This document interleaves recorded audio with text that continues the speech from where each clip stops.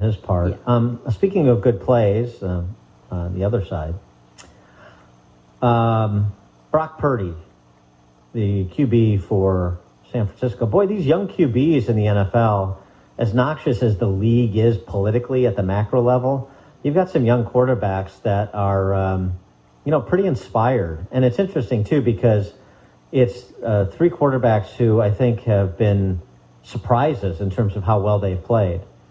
Earlier this year, intermittently, we brought you C.J. Stroud of the Texans, Jordan Love of the Packers. Yes.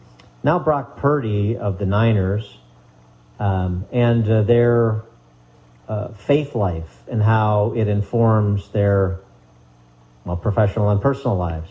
Brock Purdy sat down with Sports Spectrum, which is a great outlet that is the intersection of Christianity and athletics. And he had this to say about his faith and his approach.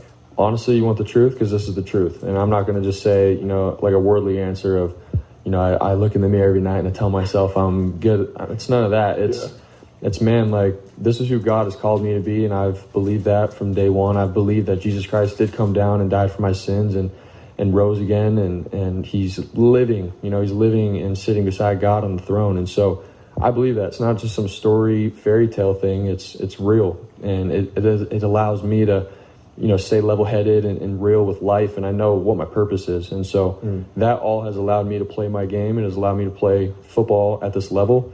And I don't go into the locker room telling everyone, I believe this or that, or it just comes about. When guys ask me or they're interested in what helps you do what you do, then I share.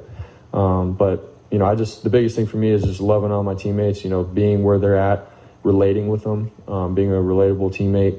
And then, if they ask about what I believe in, then I'm all for sharing. So. Pretty impressive young man, Love, Stroud, and Purdy, all three. Something else, though, too, just on that topic of sort of inspirational stories about faith life and where it can bring you, what it can set you up to do. Shockingly, I saw this online, Jonathan Roumie, who plays Jesus in The Chosen. Well, Jonathan Roumie was down and out. Really? He was down and out before he landed this role, and he's not a young man. I mean, he's in his late 40s. And he shared the story.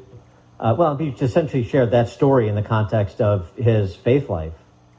I had to do all these other jobs, these side jobs. I drove rideshare, I worked in catering, all these things that I'd never done before, and gotten to the point where I was broke, I was out of money, I was out of food, I was out of even government assistance for food, and the only thing I hadn't done at that point was the thing that was left to do, which was to get on my knees and surrender my entire life and my career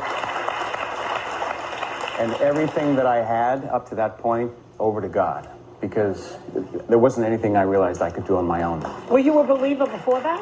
Yeah, I was raised with the faith from a child, but it really wasn't until after that moment, it was about almost 6 years ago now, where I just said, Jesus, I surrender myself to you, take care of everything. And that day, I received this incomprehensible financial miracle that changed my life. And then 3 months later, I booked The Chosen.